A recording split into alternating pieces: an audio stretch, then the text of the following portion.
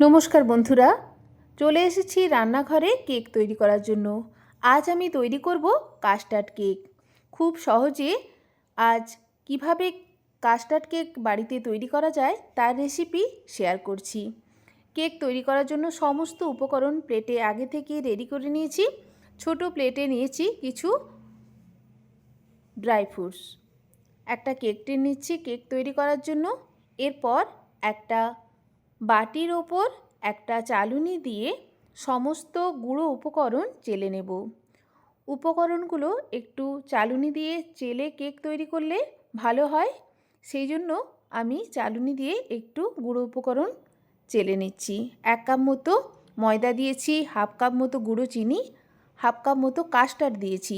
যেহেতু আজ আমি কাস্টার্ড কেক তৈরি করব, হাফ কাপ মতো কাস্টার্ড দেওয়ার পর চালুনি দিয়ে চেলে নিয়েছিলাম। দেখুন, বাটিটা আমার একটু ছোট হয়ে যাওয়ার জন্য বড় বাটির মধ্যে সমস্ত গুঁড়ো উপকরণ নিয়ে নিচ্ছি।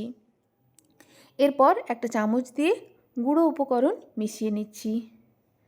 গুঁড়ো উপকরণ খুব ভালো করে মিশে গেছে। এরপর আমি এখানে দিয়ে দেব প্রায় 1 চামচ মতো বেকিং পাউডার। 1 চামচ মতো বেকিং পাউডার দিচ্ছি ও আমি দিয়ে দিচ্ছি হাফ চামচ মতো বেকিং সোডা। 1 চামচ বেকিং পাউডার, হাফ চামচ বেকিং সোডা ব্যবহার করেছি। সোডার পরিমাণটা একটু কমে দিচ্ছি। ভালো করে আবারও মিশিয়ে নিচ্ছি। এরপর আমি এর মধ্যে দিয়ে দেব ঘি। ঘিয়ের পরিবর্তে আপনারা চাইলে রিফাইন তেলও ব্যবহার করতে পারেন। গন্ধবিহীন যে কোনো তেল এখানে ব্যবহার করা যেতে পারে। 2টো এলাচ আমি এর মধ্যে অ্যাড করেছি ফ্লেভারটা ভালো আসার জন্য। এলাচ থেতো করেই টুকরো টুকরো করে কেটে দিয়েছি, হাতে দেখেই বুঝতে পেরেছেন। এরপর আমি এখানে ঘি দিয়ে দিচ্ছি প্রায় 1/4 কাপ মতো। এরপর আমি ভালো করে মিশিয়ে নেব।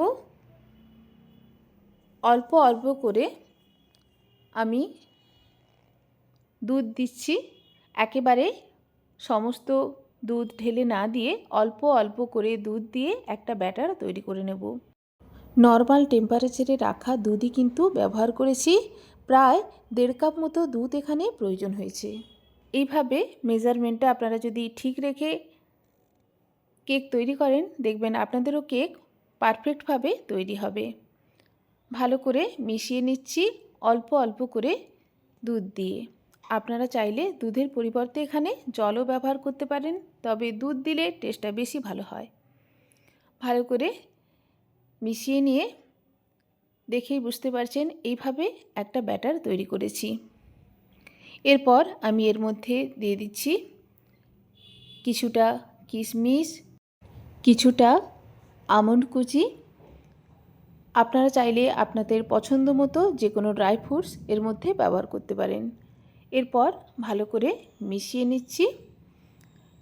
যেহেতু ব্যাটারটা একটু বেশি পরিমাণে ছিল, প্রথমে যে কেক টিনটা আমি নিয়েছিলাম সেটা ছোট হয়ে গেছিলো বলে কেক টিনটা আমি একটু বড়ই নিয়েছি। অপরদিকে গ্যাসে একটা কড়াই প্রিহিট করতে বসিয়ে দিয়েছি লবণ ও একটা স্ট্যান্ড দিয়ে। 15 মিনিট মতো আমি কেক তৈরির আগে প্রিহিট করে নিয়েছি কড়াইটা। এরপর একটা সাধারণ কাগজ কেটে নিয়ে তার উপর তেল দিয়ে বাটার পেপার তৈরি করে নিয়েছি। আপনারা চাইলে বাটার পেপারও এখানে ব্যবহার করতে পারেন, অথবা কেক টিনের উপর সামান্য ময়দার গুঁড়ো ছড়িয়েও এই কেক তৈরি করে নিতে পারেন। সমস্ত ব্যাটারটা দেওয়ার পর একটু ট্যাপ ট্যাপ করে নিচ্ছি, যাতে করে ভেতরের এয়ারটা খুব সহজে বেরিয়ে যায়। ওপর থেকে ছড়িয়ে দিচ্ছি কিছুটা টুটি ফ্রুটি। এইভাবেই আমি কেকটা সাজিয়ে নিচ্ছি ও দিয়ে দিচ্ছি কিছুটা কাজু বাদাম। কাজু বাদাম ও টুটি ফ্রুটি দিয়ে এইভাবে আমি কেকটা ডেকোরেট করেছি।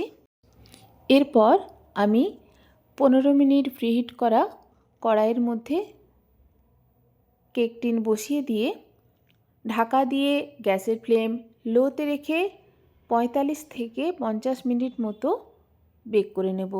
অবশ্যই গ্যাসের ফ্লেম লোতে রেখে সম্পূর্ণ বেকটা করতে হবে। দেখুন খুব ভালো করে সাজিয়ে নিয়েছি। এরপর দিয়ে দিচ্ছি প্রিহিট করা কড়াইয়ের মধ্যে। ঢাকাটা খুব ভালো করে কেক তৈরি করার সময় দিতে হবে, সেই দিকে অবশ্যই আপনারা খেয়াল রাখবেন। লবণের ওপর স্ট্যান্ড বসিয়ে আমি কেকটা বেক করে নিচ্ছি। আপনারা চাইলে লবণের পরিবর্তে এখানে বালিও দিয়ে কেকটা বেক করে নিতে পারেন। একটা সঠিক মাপের ঢাকা দিয়ে 50 মিনিট মতো আমি বেক করেছি। মাঝে কিন্তু একবারের জন্য ঢাকা খুলিনি। বারবার ঢাকা খোলা যাবে না। একেবারে 40 থেকে 45 মিনিট পর ঢাকাটা খুললে দেখবেন কেক কিন্তু একেবারে রেডি হয়ে যাবে। আমি একটা ছুরি দিয়ে চেক করে নিচ্ছি, দেখুন।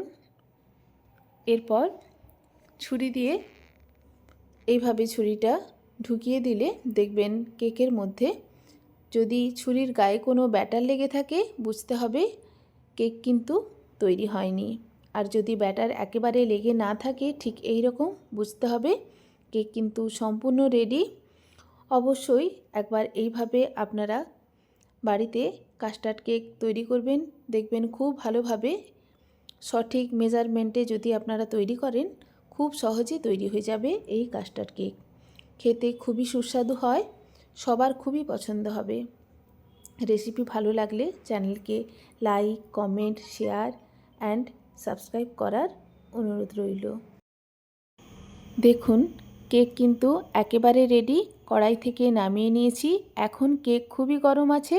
একটা সুতির কাপড় ঢাকা দিয়ে দিচ্ছি যাতে করে না উপরের দিকটা শক্ত হয়ে যায়। কেক একটু ঠান্ডা হয়ে গেলেই আমি কেক টিন থেকে কেকটা বের করব।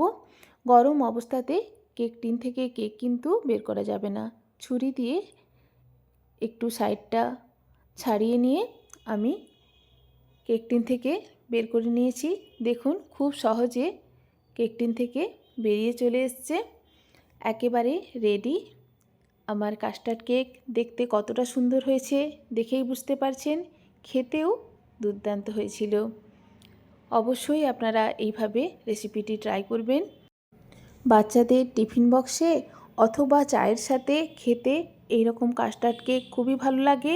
এই কাস্টার্ড কেক বানিয়ে ফ্রিজের বাইরে বেশ অনেক দিন রাখা যায়, ফ্রিজেও দীর্ঘদিন অবধি খুবই ভালো থাকবে।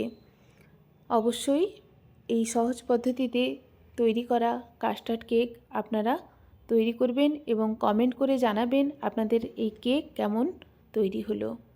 দেখুন আমার কেক কিন্তু খুবই সফট হয়েছে, খেতেও সুস্বাদু হয়েছিল। আমি একটু কেক কেটে আপনাদের দেখিয়ে দিচ্ছি। দেখুন কেকের ভেতরটা কতটা সুন্দর হয়েছে এবং কেকটাও কতটা সফট হয়েছে। আপনারা দেখেই বুঝতে পারবেন। দেখুন কত সফট হয়েছে কেকটা।